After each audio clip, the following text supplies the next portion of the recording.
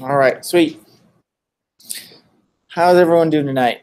Let me go to my slides. So hopefully everyone's here for the Angular meetup. Basically what we're going to do tonight is just sort of like a shallow mid dive into Angular. Everything will be Angular 6 version. We'll go over the CLI. We'll go over just the general building blocks of what makes Angular a really awesome framework and ways to kind of get started and like supercharge your applications. For those of you that don't know me, my name is Joshua Godi. I'm a software architect here at Bullhorn. I'm also an instructor at Angular Bootcamp. And then you can always reach me at Twitter at Joshua Godi. My sound's off? Mother. No? Are you muted? This is awkward. We have to go to the, hold on, technical difficulties.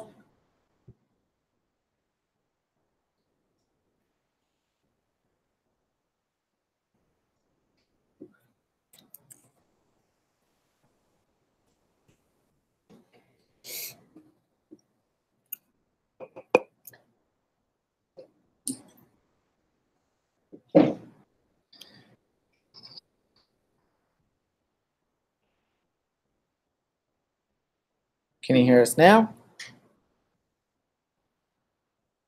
Hey, Beth, can you hear us? What is going on? No one from there.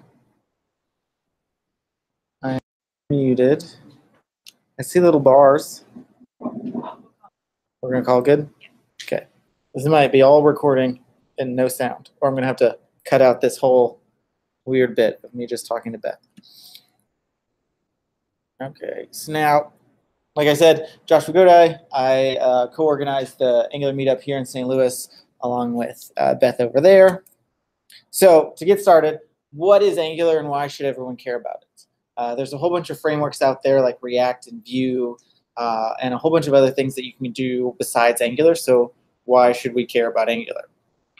So to start off with, everyone might be coming from AngularJS. This is something Brad Green said, that AngularJS was a framework, but Angular itself is a platform. Angular is a platform, meaning that you can do a wider range of things with Angular, not just code just static websites and just web applications with it. So this is pulled straight from the Angular.io website. It's basically Angular is a platform that makes it easy to build applications with the web. It combines declarative templates, dependency injection, and then tooling to integrate the best practices to solve development challenges. So it can live on the web, mobile, and desktop very easily. So just in general, Angular as a platform, there's things out there that we could use, like Angular Universal for server-side rendering. There's Ionic when you want to go into the mobile space.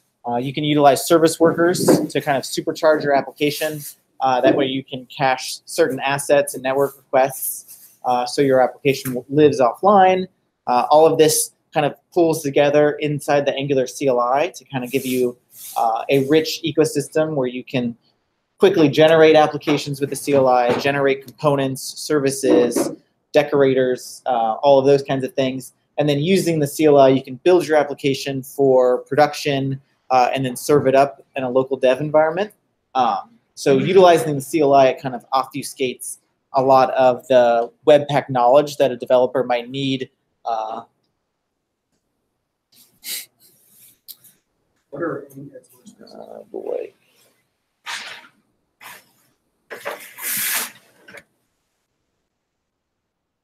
I didn't share my screen the whole time. Still new to this.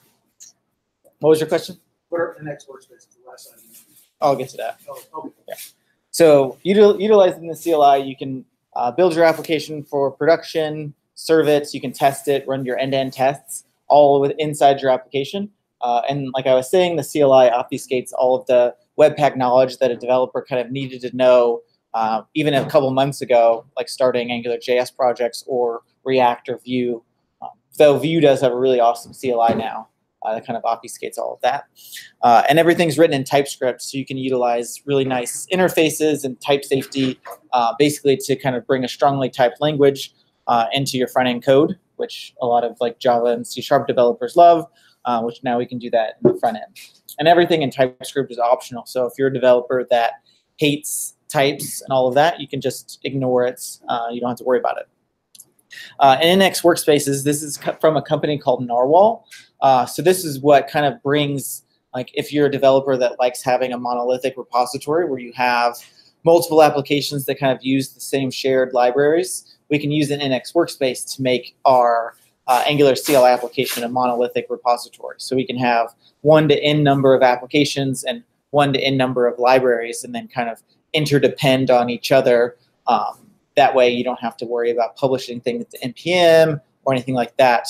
You can do everything in an NX Workspace. And this is something that we're shifting over to use at Bullhorn. We've been finding that we've been kind of spinning up a lot of really small Angular applications to kind of fit what we need from a product standpoint. And we use these NX Workspaces to kind of share library code from our core products. So if we see something we need from our core products, we pull it out into the library section of the NX Workspace, and then we can utilize that code inside of our new applications without worrying about copy-pasted code or pulling it out to a third-party library, publishing that out there, and then pulling it in. So really cool. So here's just some stats on Angular right now. So the stats are a little bit weird, right? Because Angular is kind of broken up into a whole bunch of different modules. You have the CLI, you have Angular Core, the HTTP, forms, and those kinds of things. So here, this is just for the Angular Core library. It has 38,000 stars. It averages about 1.1 weekly downloads on NPM. And then in Google, there's about 200 to 300 internal applications that are now on Angular 6 using all the new technologies, which is pretty awesome. So let's get started. So how do you quickly and easily get started with Angular? So just from someone with zero Angular experience coming into it and kind of just getting started with it. So first thing you want to do is properly educate yourself. There's a lot of resources out there where you can kind of do a deep dive into Angular and learn all of the intricacies on your own. There's egghead.io. The Angular IO docs are really awesome. They're actually really in-depth. And there's also Pluralsight and Lynda courses, but those are also, you have to pay for those. A lot of the egghead.io courses, the free ones, are really great, kind of give you a general knowledge of Angular. And a shameless plug here, Angular Bootcamp, we do private and public classes. We do a really, it's a 3-day course. We deep dive into like components, services, basically using NGRX in your application, basically taking a basic application all the way to enterprise ready. And you learn a lot. There's public and private classes. So if you're interested in that, just talk to me afterwards. So what Angular gives us is this CLI that is basically a tool where we can quickly scaffold applications or libraries. We can run, test, lint, and build, generate code, so we don't have to worry about remembering the correct way to set up a component or how to create a spec file for a component. The CLI will automatically generate those for you. That way, when you're writing your code, your spec file is already there, and as you write a function, you can write a spec for it, and that way you keep your unit tests up to date, and then you can write your automation later. And like I said, another shameless plug for guys at Narwhal, if you love monolithic repositories, you can pull NX in there to kind of supercharge the Angular CLI. So quickly and easily get started with the Angular CLI, you just npm install it. On the newer versions of the CLI, you will have to be on the latest version of Node 8 or 9. It won't work on 6, 7, or anything later. So for those of you that need multiple node environments, there's a package called NVM, which is a node version manager, and you can quickly swap out the different versions depending on what you need. So let's kind of see it in action a little bit. So that's the wrong one. So here in the Angular CLI, I've installed it. and then you do a command. So this, when you install the Angular CLI, you get a command prompt now called ng. So this is a new package that you can use. You can do ng-v to see sort of what version you have installed, and it'll kind of output these information that we're on the 6.08 version of the CLI. We're using 6.05 of all of these Angular dependencies, and then it's going to use all of these internal dev kits and Webpack tools to obfuscate all of that logic that we needed around Webpack and setting up our Webpack for production, for testing, for development. All of those live in the Angular dev kits libraries. And then you see we're on like the Webpack version 4.8. So utilizing the latest versions of Webpack to kind of give us the code splitting and speed boost that came with Webpack 4. Yeah. Yep. So in Angular, right? In Angular, everything's an observable, and we pull observables from RxJS. So in Angular JS land, everything was promise-based, so we just use promises. But in Angular now, everything's observable-based, so we utilize RxJS quite a bit for that. We pull in all of our operators from RxJS to kind of do the manipulation over our observables as we need to, and then you have the behavior subjects and all of that. So if you do ng-help, this will kind of bring all of the commands that you can run utilizing the CLI. So if you are trying to use a library like Angular Material or something like that, the popular libraries will all support this add schematic. So if, say, I wanted to add material to my library, I can just basically say ng-add, and then I don't know the schematic off my top of my head, but it would be something like material. And then that would pull down and install and do all the wiring up needed to actually use Angular Material inside your library. Everything like ngrx, ngxs, material all support this add. And if you have a library of your own, you can quickly add a support for this add schematic to help people utilize your library. So instead of doing npm install, we do. Yeah, so the add would do the install for you, and then It's like yarn add. Yeah. And then, like, you know how every time you use a library, it'll say you need to add this junk to your Angular CLI.json. Make sure you import this module. That add will automatically do all of that for you. So you can just add it and then just get right off to the races. There's new. So this is what we'll use when we're creating a new application. So say you have a new idea for an application you want to do. We run ng-new, and it's going to generate a brand new project for us. So let me go back. And so if we say new and we type help on the new command, this will give us all of the properties that we can pass to the new function. So here we can give it a custom schematic collection. So there's like Narwhal, the NX workspaces have their own collection to use when we're generating a new application. So it'll generate a monolithic repository for us versus just a normal repository. The directory we want to run it in, whether or not you want inline styles, inline templates, what your app prefix is, because one of the best practices of an Angular application is basically to scope all of your components into a prefix. So this will default to app. So everything you generate will be like app-component, like whatever the component name is. And the reason why we prefix our components is when we are pulling in third-party libraries, right? They might have something called MD button, and we might have a component MD button, and those names cannot clash. So we typically here at Bullhorn will prefix everything with like a BH or Nova, which is our component library that we have. You can specify whether or not your application is going to have routing, so it'll do kind of all of that wiring up for you automagically. Whether or not you have styles, so it'll default to CSS, but it also supports stylus, less, and SCSS. So if I wanted to generate a new project, so here I'm going to generate an application called cat, and then let's say we're going to have routing, and then we want to make the styles equal SCSS. And so when I run this, it's going to create all of those files for me, and it's going to automatically do an npm install. And this is going to pull down all the dependencies that are in our package.json, and then this just spit out our, you see it created a, can't find my cursor, an app routing module for us. Our app module, it did SCSS for everything, and it even gave us the base protractor end-to-end unit tests, or protractor configuration, and our Karma unit test configuration. So if I cd into it, and let's just open it up and kind of peruse some of the files.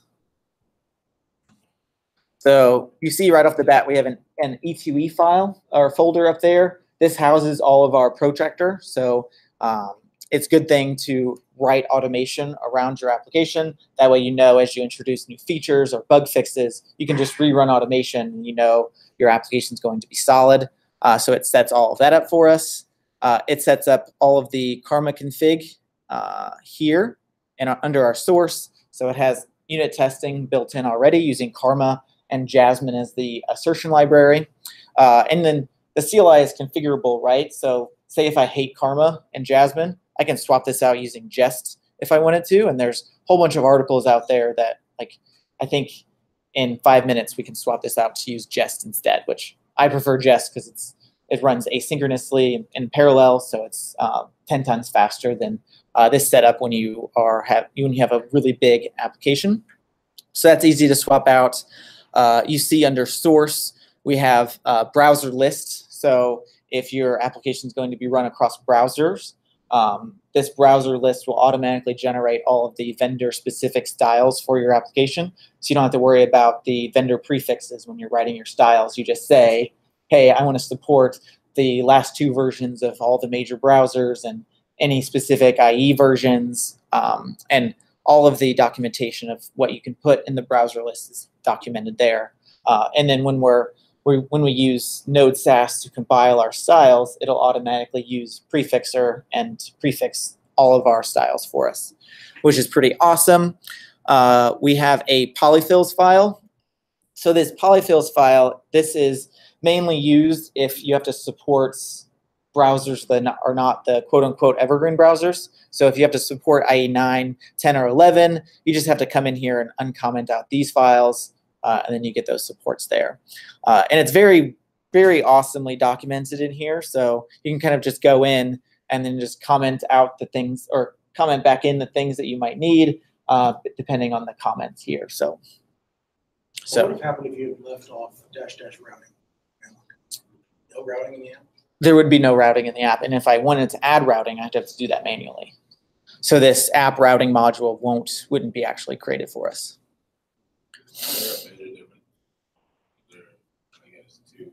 I've heard 24 the same, like I said, not major differences. There's just been like some deprecations around like packages moving to different packages. Like in Angular 4, you use like the HTTP module. In Angular 6, you use the HTTP client module. It just comes from a different package. And they've done, like back when you used the HTTP module, you had to make sure every time you did a call and you got it back, you had to map and like use the JSON response in the HTTP client. All of that happens behind the scenes. You don't have to worry about that kind of logic when you're doing HTTP calls.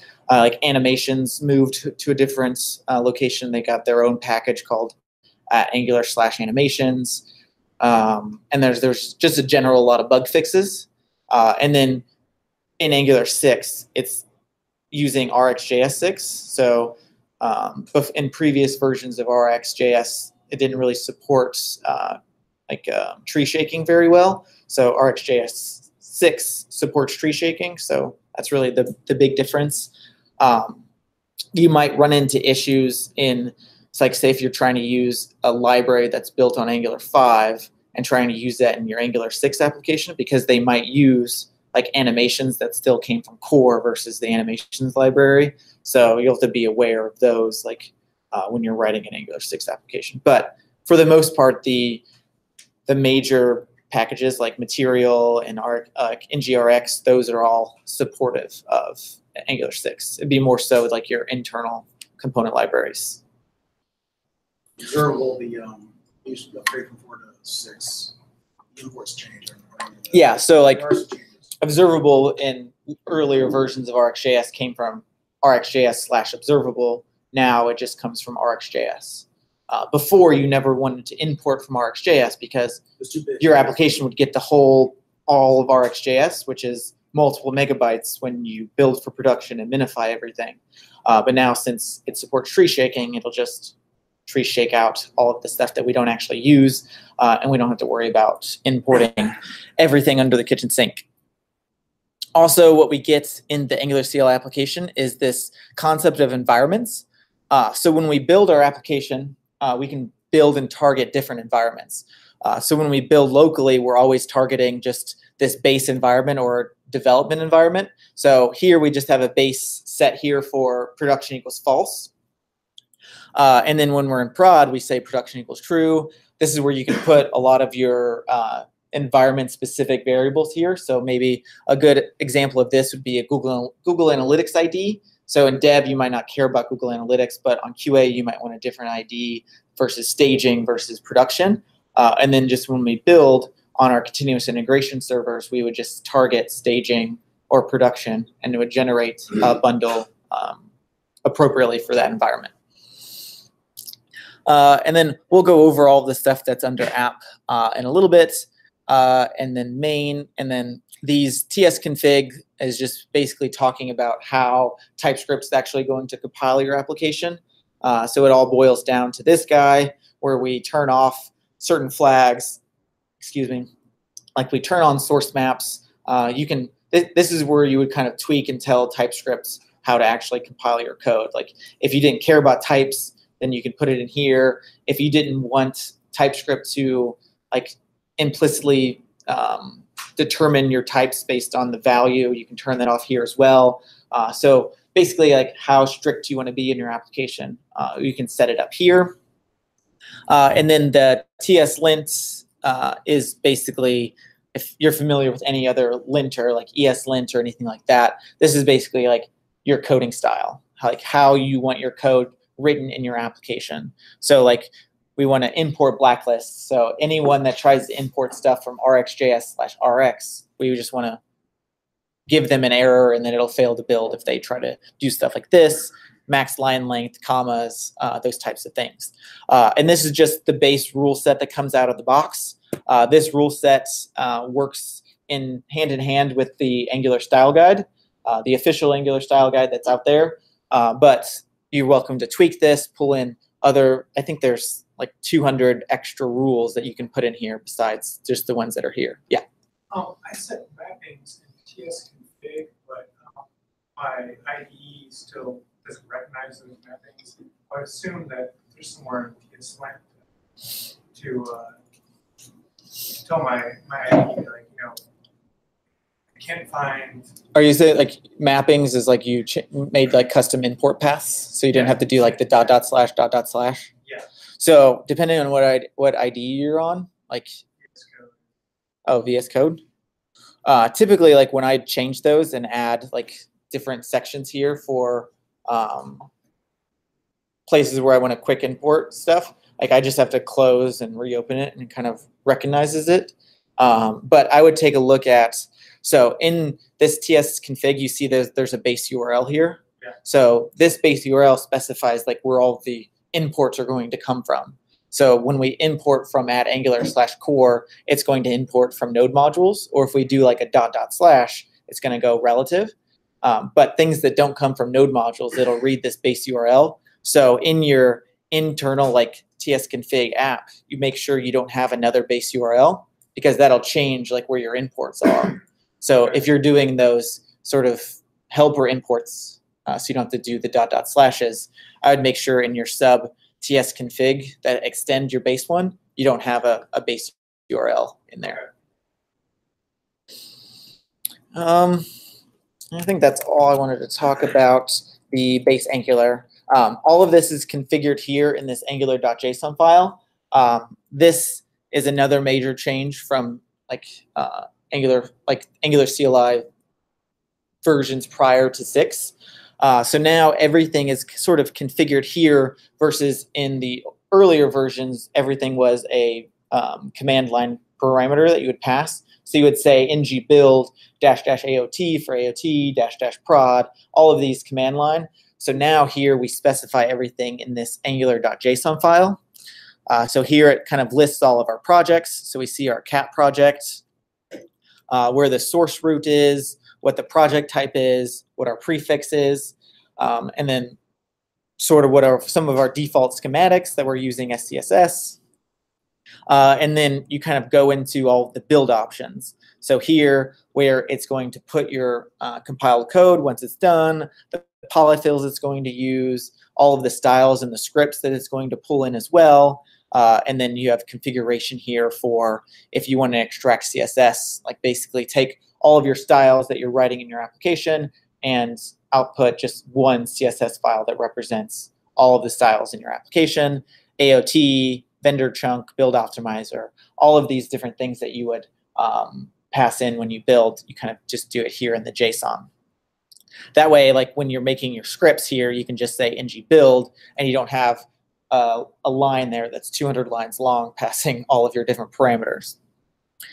And then it kind of goes down to the different things, right? For your test command, here are the options it's going to use for linting, for end-to-end.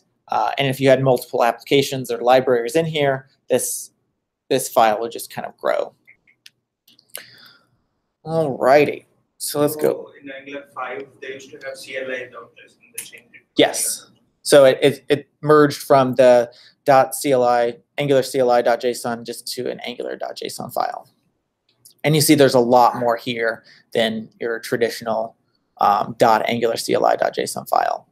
And if you're converting your application from Angular 5 to Angular 6, if you're on the latest version of 5 and like the latest version of the CLI, which was I think like 1.6.7, you can install the new CLI, and then there's an ng upgrade where it'll kind of handle all of the upgrade, like converting your .angular CLI.json file to an angular.json file, and then sort of it'll try to resolve all of the changes from RxJS to the new RxJS for you automatically. So kind of depending on how complex your application is, like how well it'll work for you. I personally have not tried to use it yet. We're right now we're going through the initial processes of trying to update all of our stuff to Angular 6. So hopefully next month I'll let you know how that goes. All right, sweet. So Angular CLI does a whole bunch of stuff for us, so we don't have to worry about. Actually, I'll show you one more thing about the CLI. So inside of our application, like I said, you can use the CLI to generate a whole bunch of stuff for you automatically. So here, say if I want to create a new part of my application. So here I can do ng generate, and then say I want to generate a new module, and let's call this, like, we'll just call it dog. And you see it's created that new folder, new module inside of our app folder for us. So now we have a feature module of our application called dog, and then I can generate components in there. So I'm just going to shorthand G for generate, and then I want to generate a component, and let's just call this a dog list. Then I also have to say that it's going to be in the dog module, so dog/dog list. And we see that it created all of those components for me. So it created the HTML, the SCSS, the spec file, and then you see it automatically updated my dog module to import it and declare it on my ng module. So it does all of that wiring up for you automatically. You don't have to worry about like, okay, did I declare this on my module? Can I use it? It does all of that for you. And you can generate, so if we do ng generate help, you see all of the stuff that we can generate. So we can generate service worker, application, class, component, directive, etc., which is pretty awesome. The CLI also supports Angular Universal. So if you want to generate your app shell or universal service or universal component, you can do that as well. All righty. So the basics of Angular, yeah. I have a question. How to set up a proxy? Or to work around the COR, SDQ? Yeah. So inside of here, inside of the source folder, you'll create like an ng proxy.json file. And in that proxy, there's, I forget the exact setup that you would do. And then in your angular.json, when we're building it, that's when you would say like, hey, my proxy file lives here. And then that's what will proxy all of your calls to like /API to whatever your actual server's on. So all of the documentation's on the angular.io website. So if you just do angular.io and then proxy, it'll all come up there for you. Yeah. So Angular sort of boils down to like these 6 different main concepts, right? So we have bootstrapping, our Angular application, which basically takes your application and throws it into your index.html. This is kind of the basis of like the quote unquote single page web application, right? Where everything is just served from index.html, and Angular sort of does its magic behind the scenes. We have modules. So Angular has its own internal module system where we kind of keep track of all the components, the providers that our Angular application uses. We can actually have lazy loaded modules in our application, meaning that if our application has, say, 10 routes in it, but based on Google Analytics, our users really only use 3 to 4 of them all of the time, then we can lazy load the other 6 or 7. That way their initial download is a lot smaller, so they'll get the really quick first to paint and first to interaction, make our application a lot more usable. And then when they click on like the route number 7 that's rarely used, we'll just go ahead and download all of the JavaScript, CSS, and HTML right there dynamically, load it in the browser, and then they can go to that route, which is pretty awesome. We have data binding and events. The data binding, like the basic interpolation didn't change much from AngularJS, but the way we bind to properties and listen to events changed drastically, but it's a lot easier to understand and comprehend. In AngularJS land, there was, like 60 or 70 different directives that you had to learn, like ng-source, ng-blah, blah, blah, anytime you wanted to change a specific property. In Angular now, it's a lot easier, and we'll kind of go through that. There's providers. So providers, these are basically anything that you want to dependency inject throughout your application, right? These are typically your connection to your API. So these would be services that you would kind of spin up and do your HTTP calls. Those would come back, and you would kind of maybe transform the data if you need to. That way, all of your domain logic lives in a service, and your component is nice and pristine and only worries about your display logic. Then we have components. Components, these are basically the building blocks of your application. This contains all of your logic and your presentation of your application. So here's where we would inject our services, kind of do fancy things with HTML and CSS to kind of make it display properly. And then directives and pipes. So directives, these are basically quick and easy ways to manipulate existing DOM elements. So if you want to make a blink tag or something, bring back 1995, you can do that with directives. And then pipes. So if you needed to transform your data before you actually displayed it, or that's a cat again, or like transform an array before you iterate over the array, we can do that with pipes. So let's start off with the first one, bootstrapping. So I created a stack blitz for all of these. So here's the application that we're going to build. It's called a cat catalog, and these are actually all cats of people that work at Bullhorn. So we see that we have my cat up there, and all of these other cats that goes down here. Beth did not give me her cat to put in here, so you can't see her cat. My cat would be the best looking cat. So. And then we can click on this edit icon, and we actually go to just a cat page where we could theoretically edit the cat, but my API is not the greatest right now. So this is what we're going to build. And we're kind of just going to go through those 6 core concepts and kind of show you those concepts in action in an actual application that hopefully I'll make money off one day.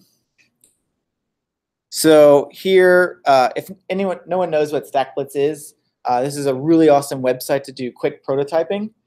If you just went to like stackblitz.com, you can quickly spin up applications in Ionic, React, Angular, and then some other stuff down here.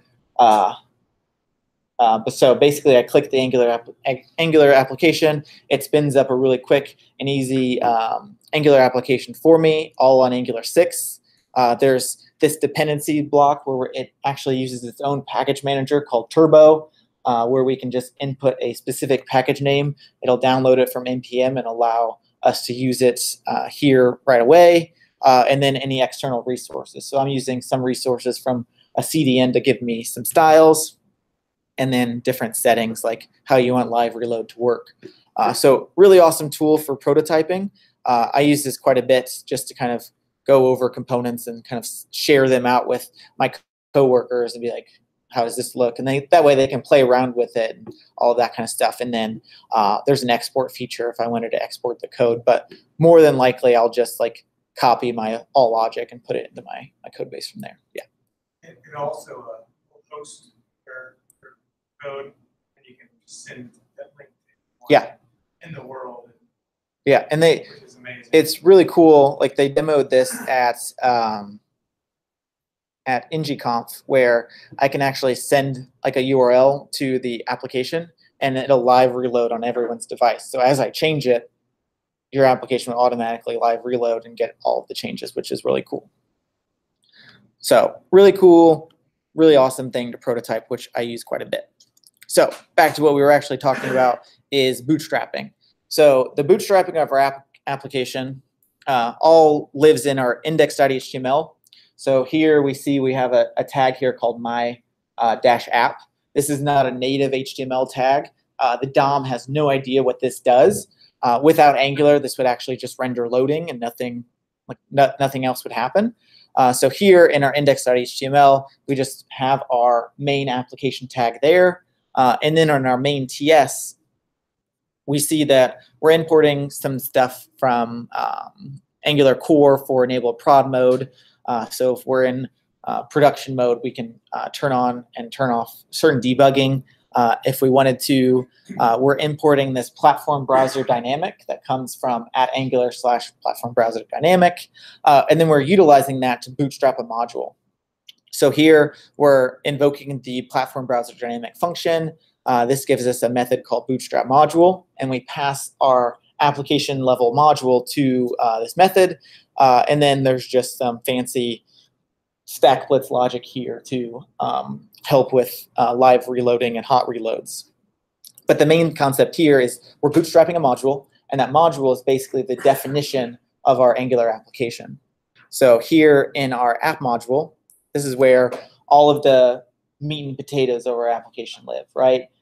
We are importing this ng module thing from @angular/core. We're importing a whole bunch of other modules from the different sections of Angular. So we're bringing in forms, the router module, HTTP client module. So all of these top-level modules and features of Angular that we're using in our application, we're pulling that in.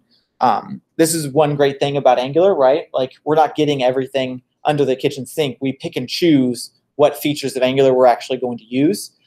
So like I know for a fact, like I'm not using forms in my module, so I can just delete that. And then now my application will build and bundle a lot smaller, right? Because I'm not pulling in stuff from the forms module. We set up our routing here. So here, we're setting up all the different paths our application can live. It's pretty simple. We have a path. So here, this is our simple redirect. So if the Angular router doesn't detect any specific routes, it'll redirect to the list route. And the list route here, we're utilizing those lazy loaded modules that I was talking about. So here for list, we're going to call load children. And load children, basically, we give it a path to a module. And then we separate it with this hashbang. And then the export from that file that we want to load. So here we're saying, when you go to the list route, hey, go ahead and look up this file. So catlist /catlist.module, and then load this export from that file. And the same thing with the cat name. So here we're doing a parameterized route. So here it's going to go to cat / whatever the cat name is. So if we look back at our application, we see up here it's at list. And then when I click on my cat, then we see the URL switches to cat / the name. So my cat's name is Ginger. And then here we finally get down to our definition of our app module. So like I said, Angular has its own module system. So here we're defining a module using the decorator @ngModule. And then in our module, we can also import other modules. So just like up here where we're using TypeScript to import different TypeScript files and utilizing a different piece of it, down here, we're utilizing different ng modules. So at the start, it might get a little confusing, the different kinds of imports that you have. It's just important to note that these imports down here are all other ng modules. So the browser module is an ng module, the router module, and a client module. And then you have your list of declarations. So here, you're telling this module all of the components that you're using inside of it. So here, we have our app component declared. This is the only component that's used in this module since we're using routing and lazy loading for the other paths of our application. So the only one that this module needs to know is the app component. And then finally, in our top level module, we want to tell Angular what component to actually bootstrap. And then when we talk about bootstrapping, this is, if we remember back to our index.html, our tag here called my-app, we're basically telling Angular what component actually refers to this my-app component. So we go back to it, say we're bootstrapping the app component, and if we look at our app component, we see it has the selector and template URLs, which we'll talk about in a second. Any questions or anything around bootstrapping? Yeah. So is lazy loading modules new in 6 or? No, it's been there since Angular 2. So how does Angular know, like when we go to that route, we usually load this component, right? So how does Angular know to load which component? It's based on like the map here, right? So here we're saying what file to load and then what export to load from that file. So here, when we go to the cat list, it's loading the cat list.module. So if we go under cat list.module, we have an export here for cat list module. And then we're saying load the cat list module. And then we're writing the syntax like this, but then underneath Webpack is actually creating these different chunks for that specific module. And then it's creating the mapping to the URL for /list. And then it's creating that lookup. And then when you go to /list, Angular will load that chunk that contains your JavaScript, TypeScript, HTML, and then that'll load in the browser. The browser will cache it. So if you go back to the list and then go back and forth, it's not going to refetch those assets. So how does it know to load particular component? Like, let's say if I go to list. Oh, gotcha. Open, like I should show list component. So how is it figuring out that? Inside the lazy loaded module, we also have another router module. We're setting up our child routes here. So here, when we're down in this module, if we think about how Angular is doing its like route checking. So if we look at the URL, we see right now our URL is, let's go back to the list. So right now our URL is list, right? So when Angular does its checking, it'll go to the app module and say, hey, do you have a route called list that I can match to? It checks it here, says, I can handle lists, I got you here. I'm going to load this module from this file. I'm going to load the cat list module. And then it's going to go into the cat list module. And then now, if we look at the URL, the thing that's after list is empty, right? There's nothing after. So Angular's already matched on lists, so it ignores that. And then it goes into our subroutes and it says, oh, I know how to match an empty path. I'm going to load this component. And you can do, I can do like more fancy routing here. I can have children. I can have other lazy loaded routes in here. So if your application has really complex routing, Angular's got your back there. You can kind of do whatever you want. If you left off the part of the route that says like Amazon capping, it's going to find like the one token module there if you don't have one module. Do you have to do that? Yeah, you have to do that. Otherwise, it won't know what to load. And so like the other way, like instead of doing lazy loading, we would just say component here and we would load the cat list component. But the downside to doing that is that means your main application module now contains cat list. And if a user doesn't care about going to your cat list, then they're downloading all of that unnecessary JavaScript, TypeScript on their initial load. So it might add 2 or 3 seconds to load if you have like hundreds of routes that they might not care about. So typically you'll utilize lazy loading here, keep your app module as lean as possible. That way, boom, they see your header, your footer, whatever that, and then where your router outlet is, that's where it'll kind of do, it's like you'll put a loading thing in there. That way they get a quick paint, they feel good about themselves, your application is actually loading, and then your routes start coming in. And all of this is controlled, like so here's our main, here where we have our nav bar, our router outlet, so all the components we're routing to will get thrown right next to our router outlet in our main tag, and then we have our footer. And there's a lot of really cool tools that you can use in Chrome to kind of help you debug your Angular applications. One I use quite a bit is called Augury. Not running in production mode. Okay, so Augury kind of gives you a component tree of everything you're using. So here, let me make this bigger. So we see we have our app component, and our app component has that router outlet, and then it loaded the cat list component next to it. It'll also generate a router tree for you. So here we see that our cat component is a lazy loaded route, and it's going to load the cat list component. But since down here in our cat our parameterized route down here, it doesn't know what component it's actually going to load because we haven't loaded all of that JavaScript in the browser yet. And the thing that I use it for the most is this ngModules, where it kind of lists everything that you're pulling in on all those modules we're importing.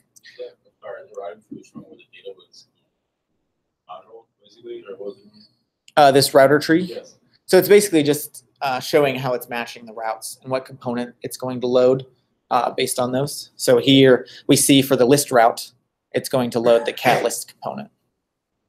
Yeah. What I use it for the most is this ngModules to kind of help illustrate kind of what everything I'm pulling into my application. So if we take a look at one of these, for example, this browser module we're pulling in, this browser module is, you'll only use this one time in your whole application. This goes into the root of your application. This sets up all of the core Angular components and directives and that you can use inside your application, like ng-for, ngIf, all of those built-in really awesome Angular tools. All of that comes from the browser module. And if we look at here, we see our browser module exports this common module and the application module. It has all of these providers, so now we can dependency inject any of these things in our application. And then we see that it's exporting the common module, so we're going to go ahead and import that as well. And our common module, we see that it's going to export ngClass, ngIf, ng-for, all of the built-in Angular stuff. It's going to, it doesn't import anything else, so we don't have to worry about there. The router module exports all of these things. So all of these exports are available in our application now. So really cool tool. Definitely like with the component tree, you can even come in here and like change components. Like so I can modify this cat object and put whatever I want and then kind of see how my application responds to different types of data, right? So I can do really long inputs and I see that I'm not handling truncation properly. So I use this instead of generating a whole bunch of mock data to kind of test my UI. I just use this to kind of change it at will. You can even do like null to see how if you handle null and undefined properly, all the different kind of data types. Pretty cool. And then you can quickly jump to the source and put breakpoints on if you want to and stuff like that. So pretty cool tool. Do you have a question? No. Oh. Faking me out with all that. Somebody online says, is this extension compatible with ng6? No. So Augury will work with any version of Angular. If to download it, you just go to look for Augury in the Chrome store and it'll pull back. augury.angular.io. Yeah. Yes. Okay, so let's go back to this guy. So we talked about bootstrapping. So now let's talk about modules, which we kind of briefly talked about modules. So this one will go pretty quick. Modules, like we were talked about before, we have imports where we're bringing in all of the other modules that we're going to depend on. Anything that's exported from these modules will automatically inherit inside of our ng module. We declare the different components that are used inside of the module. Excuse me. And then finally, on our app module, we bootstrap for something that's more generic. So here I have the shared module that has a whole bunch of just base level components that I want to use throughout my whole application. So here I'm importing this common module now because, like I said, that browser module can only be used one time in your whole application. This common module allows us to use the ngIf, ng4, but not worrying about like bringing in that application module as well. So we just import common module. We're declaring this cat display component, easy peasy directive, and the smile pipe, which saying all that out loud is kind of ridiculous. And then we export those specific things. So when I'm exporting these, that means I'm telling here in the cat list module where I'm importing the shared module, now I'm getting access to the cat display component, easy peasy directive, and the smile pipe. If, for example, if I didn't export the cat display component, we'll see my application fails, nothing loads, and then I get an error that says, hey, I can't bind to cat because I don't know what cat display is. So not exporting it is not telling the cat list module how to actually compile and use that cat display component. And effectively what it's doing in here, since we're declaring it, that means we're kind of using it internal only to the shared module, and then export makes it public for anyone that uses this module. So I tend to think of it as like these are sort of your private variables that you use inside of the module itself. And the exports, these would be like your public variables where you can use them in other modules and you would get them imported automatically. So you can still have one export which is parent of all the components. Well, here they like say, like I know for a fact like this cat display component only it only uses the easy peasy directive and the smile pipe. So I don't need to export them because I'm only using them internal to this shared module. So my application will still work here. But if I want to just open it up and like I made these, like someone else might want to use it, like we just go ahead and export it. So that way, as a developer coming in, they don't have to be like, oh, it's not exported. So they don't have to do extra work. They just can just start using it, right? And that's really it for modules. And there's also another thing on modules where you would specify like providers. And then here, when we specify providers, basically we're setting up our services or objects that we want dependency injected throughout our application. So here, defining on the app module, this is going to make whatever we define in this array be a singleton throughout our whole application, right? And then we could break that that singleton up if we also provided it here in the cat list module. So I tend to think of everything in an Angular application as like sort of like a tree where you have your app module here at the top of your tree, and then it kind of breaks off to different branches for your cat list and your cat. And then, so if I tried to dependency inject something in my cat list, it would look at my local module first to be like, hey, did you provide that? Otherwise, it'll go up to its parent and say, okay, my parent can provide that service. Here in the cat list, if I provided it, it would give me the singleton that I created in my cat list module, and which would be different from my app module if I declared it in both places. Yeah. Aren't they changing the way you declare your providers now, though? So your providers, you declare them like parent root or something? Yeah. So in Angular 6, they kind of just give us a shorthand. So before, so like here, I have this cat service. like I would have to import the cat service here and provide it in my app module. They just give us a little shorthand here for provided in root, which is basically like in the root of my application, this is going to be a singleton, basically. And following the same pattern. And use this provided in root too often.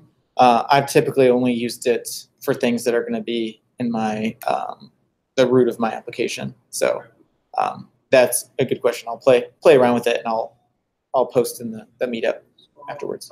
If you wanted to like inject a dependency which is in shared module, like a provider in shared module we can use for root. Can check the So what the for root does is it's like here we're calling for root, and you might see some other libraries do the for root for their providers. So basically when we do that, we do the for root in the base of our application to set up all those singletons. And then in the submodules, you might see like a for child or some other method where it's basically going to be reusing those same singletons that it created in the app module, and then just kind of replay them down here. That way you get a singleton throughout your application, but here we'll also need to provide it since we're doing a lazy loaded route. Is there any way that to lazy load modules without using routes? Lazy load modules. Yeah, you would have to do like the direct like Webpack code inside there for like creating your custom split points. So we are doing some weird stuff like we are not using routes since we are loading our application inside a legacy web form. So that will mess up the routes. Yeah. So yeah, it's doable. Just there'd be some hacky stuff that you would have to do in order to do that. All righty. So that's modules. So next one is data binding and events.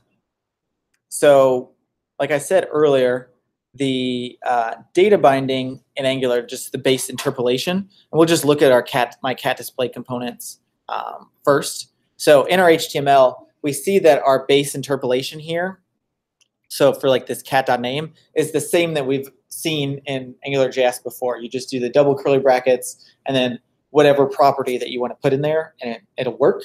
The cool stuff that we can do in here is actually we can do like just a little bit of JavaScript, like base JavaScript stuff. So I can do like concatenation here if I wanted to add exclamation marks or combine two strings, like really basic JavaScript stuff. Like you don't get access to the window object or anything like that in these.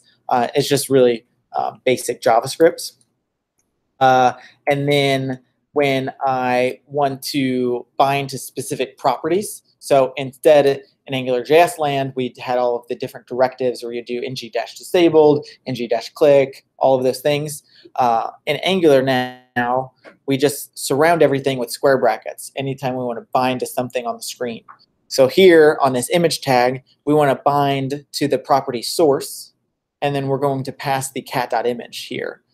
So this is basically the same thing as doing ng-source and then passing the source. But now it's a lot easier where anything you want to bind to, surround it in brackets. So if I wanted to bind to like the ID, I can do that and then just pass the like cat.name.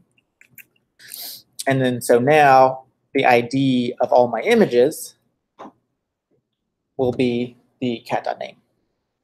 And if you want to get fancy, say we do this quite a bit here for like automation. We'll put specific tags in our application for our automation engineers to hook into instead of using like the HTML structure, styles, or IDs to do that. We'll give them like an attribute. So if you want to bind to attributes, you do attribute dot, like we call this a data automation ID, and then this could also be like the cat.name, right? So we're binding to an attribute called, excuse me, binding to an attribute called data automation ID.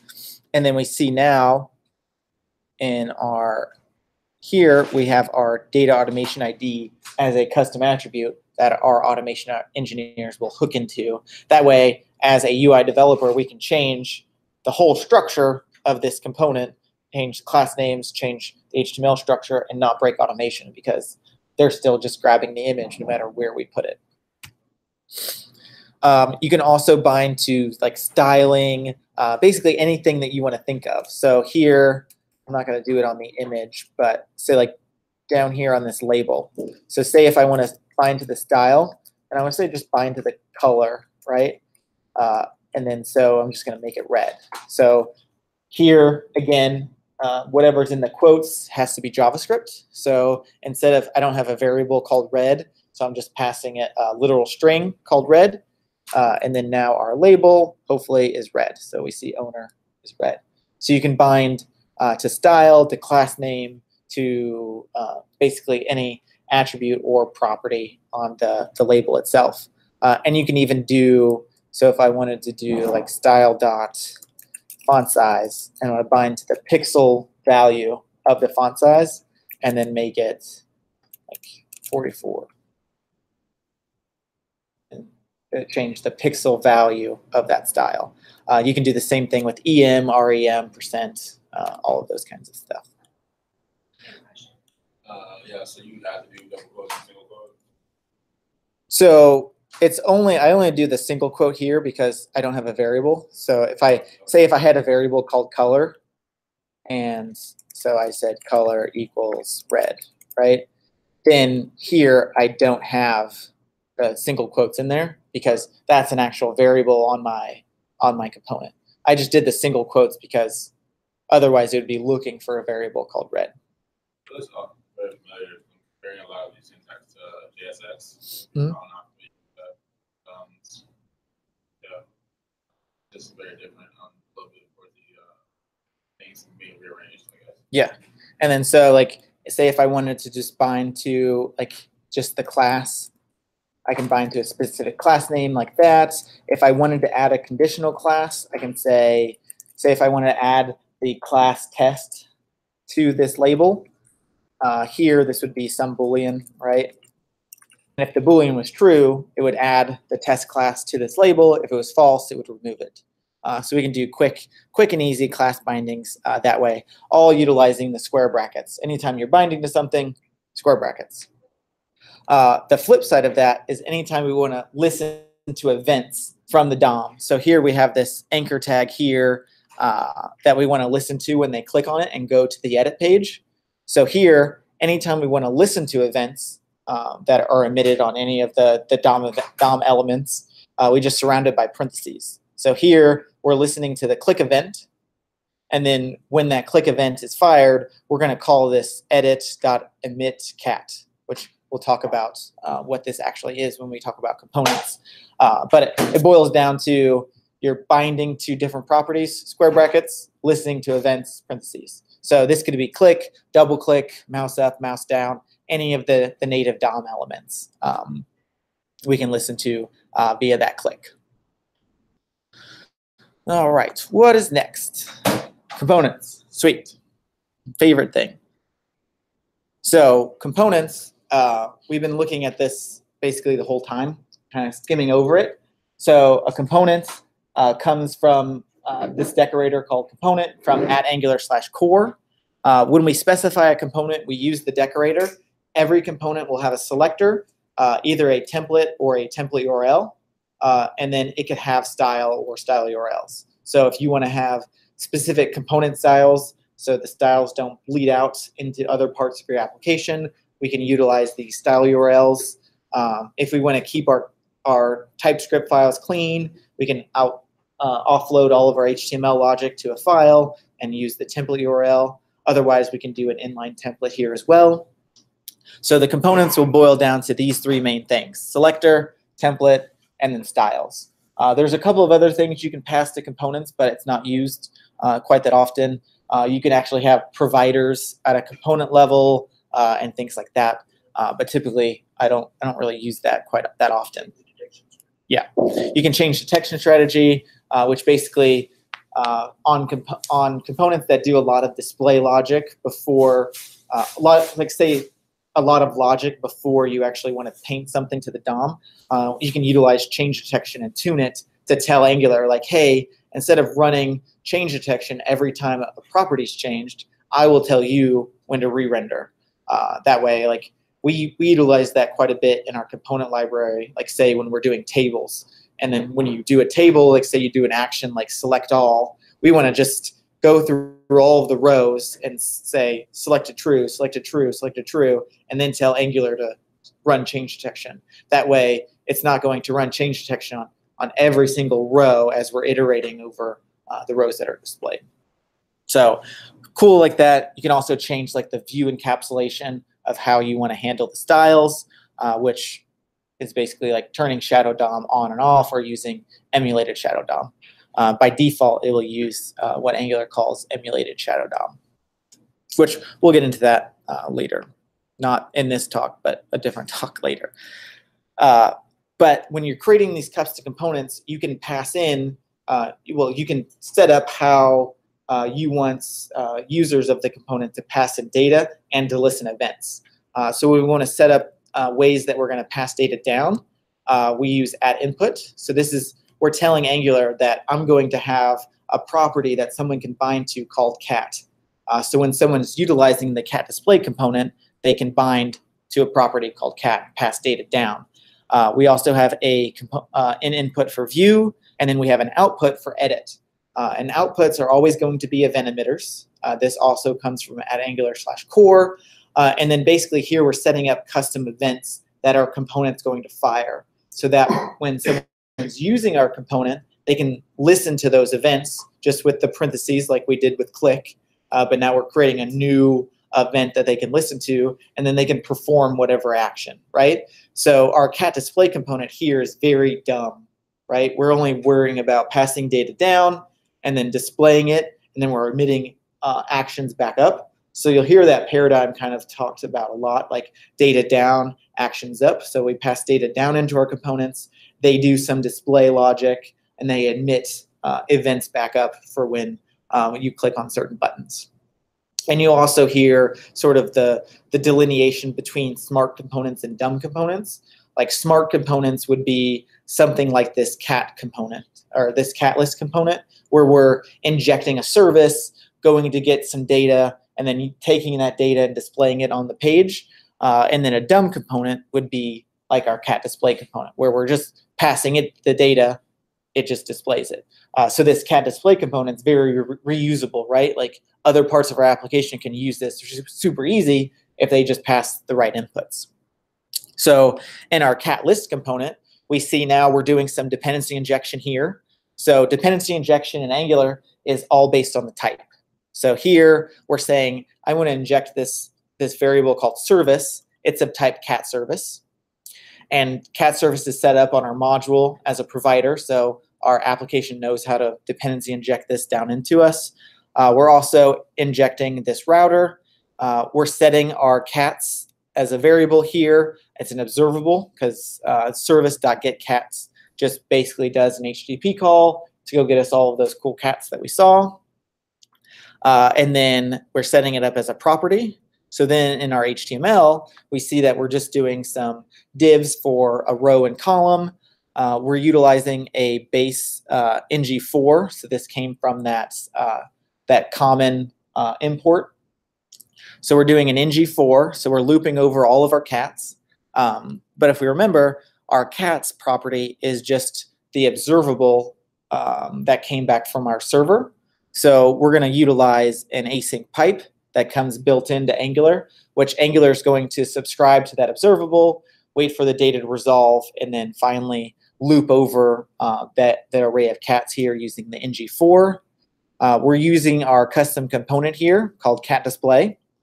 It's important to note here that the cat display tag here matches up with whatever selector we called here. And then we're binding to that input cat that we created. We're passing the current cat that we're on, that we're iterating over. And then finally, we want to listen to that edit event. So we called our output edit and our input cat, right? And so these names here, cat and edit, need to match up 100% with the property we're binding to and the event that we're listening. And typically a paradigm that I do is when I'm listening to an event called edit, I'll just create a function called onEdit, meaning like when that event is emitted, I'm going to do this. So on edit, we're going to call, and we're utilizing this $event syntax to tell Angular whatever data came across the wire of that event, let's just capture it and pass it to this function. So if we look at our cat display, we see that when we click on it, we're emitting a new event on that event emitter, and we're going to pass the cat up there. So we're passing the cat object across the wire when the button is clicked. Then in our cat list component, we're capturing that cat as $event. And then on our edit method here, we know we're passing cat around because we set up the output ourselves. And then finally, we just want to use the router to navigate to that specific cat route. So we're doing router.navigate to cat and then cat name. Because if we remember, it was set up as a parameterized route being cat/cat name. Any questions on components or anything? Very quick example of components because I'm talking for quite a bit. Next one is providers. So here on providers, these are basically when we're setting up services that we're going to dependency inject throughout our application. So here, cat service, when we set up a class here for cat service, when we set up something as a provider, we will add this add injectable to the class. And basically what this is telling Angular when it's trying to create the cat service to instantiate to send to our components that we're dependency injecting into, it's telling Angular, hey, I also have stuff that's needs to be dependency injected into me in order to actually create properly. So here we're injecting the HTTP clients into us, and then we do the provided in root to say throughout our application this is going to be a singleton and be able to dependency inject it in. And then we have whatever methods on here that we want. So here we're using the HTTP client to get the list of cats, and we see that we're typing the return call to a cat array, and then this cat just represented in this interface. So it has a name, image, breed, etc. And then for the specific get cats, we see that my API is really crappy, where I literally just get the whole list and then filter it down on the client side. But here, this is where you would do more complex things on your back end. And then for that service, since we said provided in root, it's automatically set up as a singleton in our application. Otherwise, in our app module, we would have to say import cat service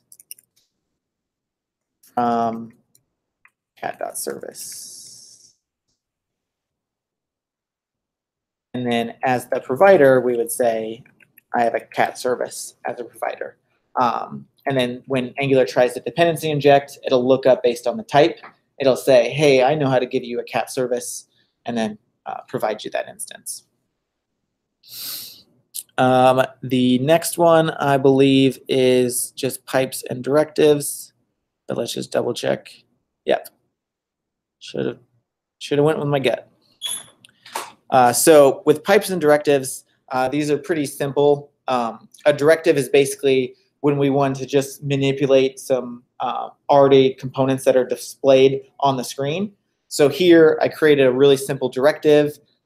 Directives will just have this selector. So directives typically will be properties. So here I say it's going to be a property called easy peasy, and it's using, we know it's a property because it's in the square brackets. This could also be a class selector or a tag if you wanted it as well. And so here we're using a new annotation here called host binding. So when we put this easy peasy directive onto an element, so here in our cat display, we see on this paragraph tag, I have easy peasy on it because we created a property level directive here. And when we look at the directive, we're binding to the host. So our host element is that paragraph tag because that's what our directive is on. And then we're going to change the style.font weight to bold, and then the style.color to this hex color, right? So we're utilizing that same binding that we did in our HTML, where we would do like brackets style.font weight, then change it to bold, or color, change it to a specific color. But now we can do that on a directive level and use the host binding to change what our host element is. So then if we look at here, we see that it changed breed to bold, which it might not look the best. But we see here on our paragraph tag, we have the font weight bold and the color as the specific color. And then this host binding can be also used at component level too, right? Where if we use the host binding on our component, then our host element would actually be the component itself. So in our cat display, our host element would be the cat display element. And then for pipes, this is what we use to kind of, if we want to kind of do the same logic to transform our data to display something. So here, for a simple pipe, we're going to use the @pipe annotation. We give it a specific name. We're going to implement the pipe transform interface, which makes us set up a transform method. And then this is going to take the input in. We know it's going to be a cat because we're using this pipe in our application. And then finally, we just return if the name equals Ginger, then I'm going to have a cat smiley face emoji. Otherwise, I'm going to do empty string. So we see where we're using this is in our title, where we have cat and then pipe smile. So we're utilizing our custom pipe using the pipe operator, and then displaying the cat name, and then finally the cat pipe through the smile.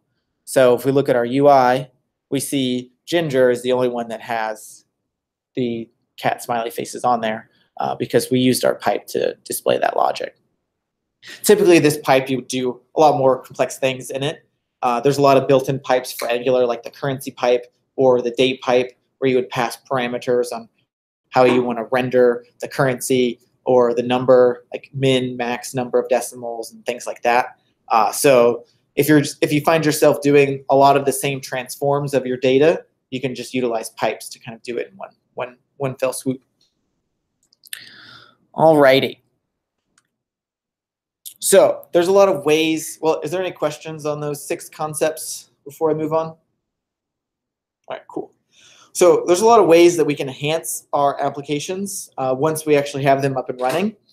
So if you want to worry about data management, so instead of doing the whole data down and actions up paradigm of a traditional Angular application, we can utilize tools like ngRx or ngAccess to give us a centralized store of our application. And then our components will just subscribe to different parts of the store. That way, when our centralized store changes, it will just automatically update the different parts of our application that need to be updated, right? Everything is an observable, so if you're if you're using the async pipe and the name changes, anywhere that uses the name will automatically change too. Yeah. So one of the more popular ones is called ngRx. I personally don't like ngRx. There's a lot of boilerplate code that is associated with ngRx. They are reducing that quite a bit. John Papa, and I forget who else is it. Like they have like a more dumbed down version of it where it's a lot less boilerplate code, which is nice. But I typically lean towards ngAccess. It's really little to zero boilerplate code, and all of the selectors and the ways that you grab stuff out of the store is all utilizing annotations. So it feels more Angular-like. So you have your @input, @output, and then you have like your @select to select stuff from your store. So it kind of just feels more Angular-y to me. So I tend to jump into there. All of these will be supported with the ng-add. So we can ng-add those into our application. It'll kind of do all of that setup for us. And they'll also allow us to use, there's another extension called, which I don't think I have it installed, Redux. So it's not going to load here because this is not a Redux application, but this would allow you to kind of replay your store, change different applications, and kind of see basically the same thing we were doing in Augury, but at a store level application-wide place. And then we can also add service workers to our application. These service workers would basically cache assets like images and CSS, the stuff that's not really going to change every time your users come to your application. That way they get really fast initial load because it's just serving stuff up from their local machine instead of hitting your servers. You can also use service workers to help manage your offline state. So if for some reason they're on 3G and they're really slow environments, or they lose connection, you can utilize the service workers to sort of resync when they're back online, which is pretty cool. And there's a lot of component libraries out there like Angular Material, Bootstrap, that you can pull in if you want a rich component library to use. There's also like Prime Faces just released their 6.0 version today that has a whole bunch of new components and is also Angular 6 compatible, which is pretty sweet. And then there's other ones like Clarity Designs from VMware, a whole bunch of other places. So, or you can be like us and kind of roll your own if you want more control over it as well. And then how to add all of those things, you just do ng-add the library. Not everything will support ng-add. So typically, say, if I were to add something like Prime Faces, so if I just search for like Prime ng, they'll typically have in their GitHub page like a getting started. So npm install all of these, those get added to your dependencies. You'll have to add these to your styles block for importing, and then that's all you have to do, right? So it looks like Prime ng doesn't support ng-add, so we'd have to do more of a manual addition for that. But I'm pretty sure they'll probably support ng-add pretty quickly. And then for building for production, so say you have your whole application built, you're ready to go, you're tested it, you have automation, you actually want to build it out there. So there's two different ways that Angular is built. You'll hear this quite a bit. There's JIT, which is just-in-time compilation, and AOT, which is ahead-of-time compilation. JIT basically will still send the Angular compiler to the browser. So every time you refresh, Angular will see the browser will load, then the browser will render everything that it knows how to render. Then Angular comes in, compile your components in the browser, all of that kind of stuff. All of that happens in the browser. AOT does that all on your CI servers, and that way you don't have to ship the Angular compiler to the browser, which makes your minified JavaScript bundles like 1.6 megabytes smaller than if you had to ship the compiler to the browser as well. So we'll utilize AOT and then minification that comes default with the Angular CLI to build a really small production bundle for us. You can also quickly add Docker files in there. If you wanted to build, copy those assets to a Docker file, and then use like Docker Compose to run it locally or push it up to wherever you have your Docker containers. And then add CI like Travis CI or Jenkins to sort of every time you commit code, automatically run like Lintz tests, run your automation, and then if all of that passes, build, make the Docker file, push that Docker file up to AWS, and then that way you'll get like continuous integration followed by continuous deployment every time there's like a successful build on master or development. We don't have enough time to go through all of those because apparently they want to vacuum right now as well. So we'll cover that in previous talks. So any questions on anything we went through today? Is it fair to say that the easy peasy directive is Yeah. So the structural directives are like all of those built-in Angular directives. So we did like the star ng4 and ngIf. Those are structural directives.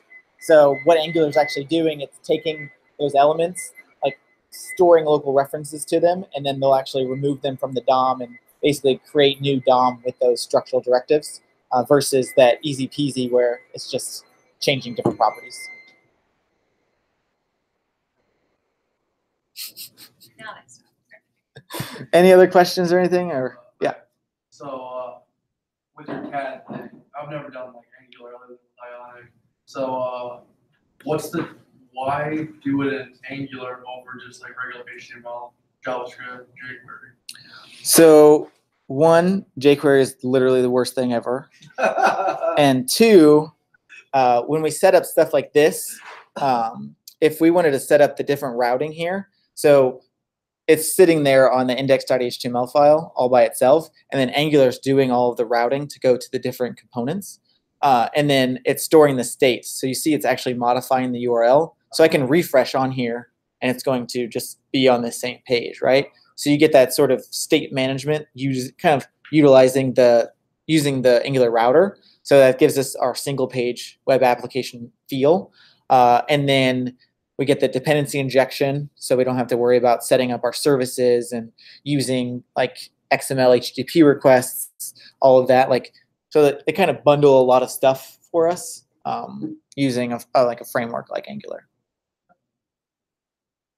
And there's all other frameworks out there like Vue or React. So it's kind of whatever you find the most interesting, and like the one framework that like when you're working on it, you're having fun versus like something that you want to pull your teeth out every time you look at it. That would definitely like be part of your choice, right? Like if you hate Angular, don't use Angular.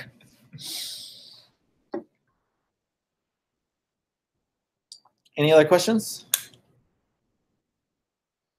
All right. Do you use Yeah. the unit test a lot? Because right when you create a component, it automatically creates the unit file for you. So.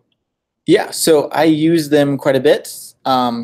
Typically what we do here at Bullhorn is we have, every time you make a pull request or a merge request, we have this thing called Galaxy Parser, which analyzes the merge requests and looks at all the files you changed. It looks at what the code coverage was before you touched it, and then what it is afterwards. And then it'll be like plus or minus, like green if you made it go up, red or you made it go down. And we don't merge code in unless they make code coverage go up.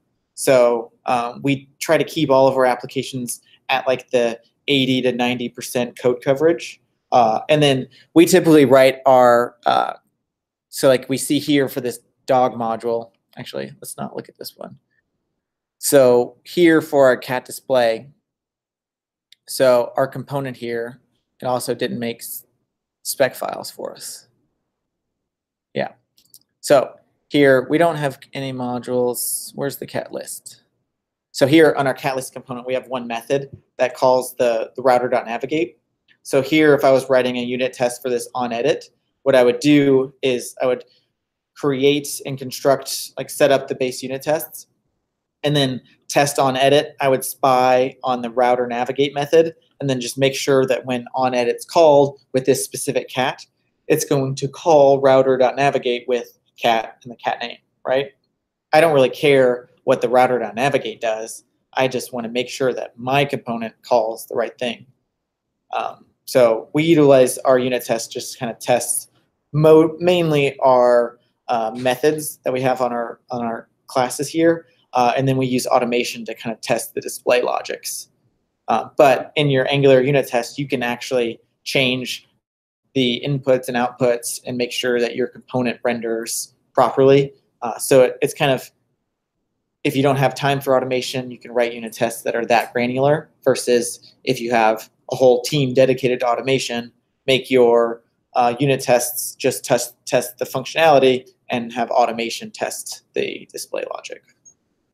But yeah, we use them quite a bit. Question from online, any recommended VS Code extensions? Oh boy. So I actually have on my GitHub, like all of my setup for my VS Code, which it's somewhere. So VS Code settings, so just be github.com/jgodi/VS Code settings. And you see like my extension list here. So I use like editor config to, at Bullhorn, we have different projects that do different spaces. Like some people like 4 spaces versus 2 spaces. We utilize editor config to do that for us. I use a lot of different themes. I'll kind of swap those out from time to time. But I use project manager because we're jumping from project to project, right? So quick and easily, I can just say, oh, I need to go to no elements, or I need to go to any one of these other projects. I can just quickly jump to them, and then boom, it opens in VS Code. Pretty easy peasy there. I use like Jest snippets, so when I'm writing my unit tests, I can type it, and I can do it tab, and it generates a whole bunch of code for me. Same with Angular snippets, does the same thing. TS Lintz, Git Lens, Git history, Path IntelliSense, and Prettier. We use Prettier quite a bit, which, well, not every one of us use Prettier, but I'm trying to make everyone use Prettier. So, but all of the extensions are listed there, and then just my specific settings. So all of those are up on GitHub, which I'll put, when I link all of the slides, I'll link this repository as well. Any other questions? No other questions. Just did you go over your bootcamp? I guess you can go. Yeah, we can talk after. All right. If there's no other questions, I'm going to stop presenting and stop the broadcast. All right. Thanks. Thanks, everyone.